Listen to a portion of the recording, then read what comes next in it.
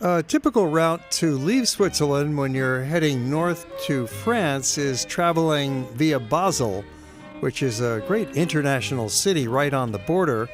And while you're changing trains, perhaps you'll have enough time to take a look at the city of Basel.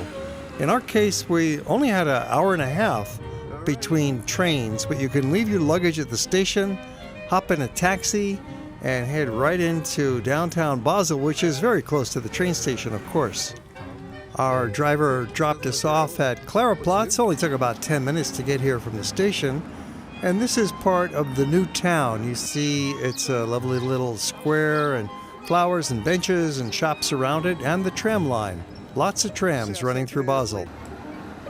Trams make an ideal way to travel for visitors with little time because the service is frequent. So we figured, okay, let's hop on a tram and head into the old town, crossing the River Rhine. You'll find that you can see the highlights of Basel in just about 1 hour, and if you're really pressed for time, head straight for the main square of the old town, the Marktplatz, the marketplace, and you'll find there's food stands, lots of people, cheese and flowers for sale, and maybe you can get a quick lunch at the sausage stand. And don't worry about the schedule because this market is open every day of the week.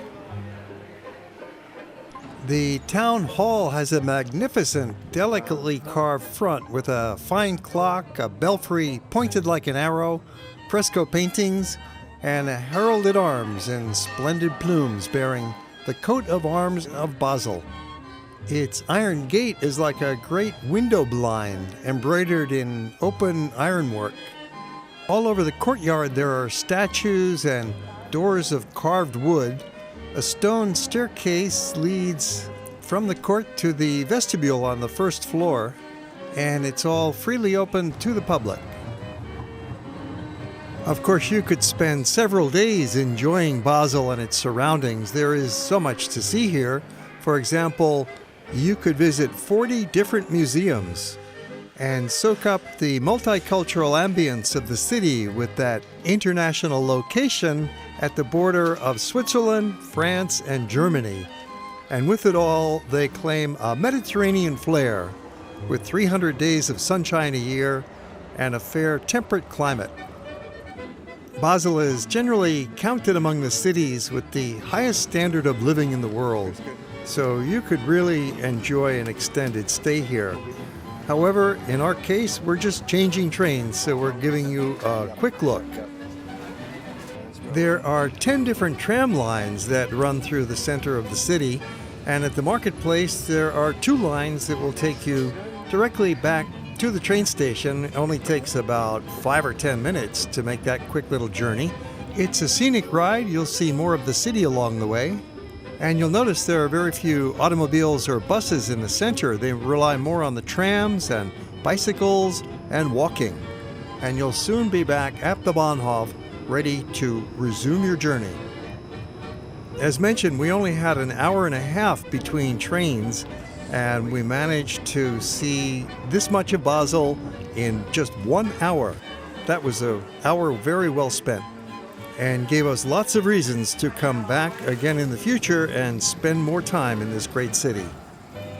The large train station straddles the border of Switzerland and France, but you'd never know it because there's no passport control between these two friendly countries. We're here to catch the high-speed TGV that will speed us on our way into France. We have a big series of movies about Switzerland taking you to most of the great places. We'll bring you to Lucerne and up to Mount Titlis, Mount Rigi, over to Interlaken, up to the Jungfrau. We'll see the Schilthorn, Lauterbrunnen Valley, Trommelbach Falls, Grindelwald, Bern.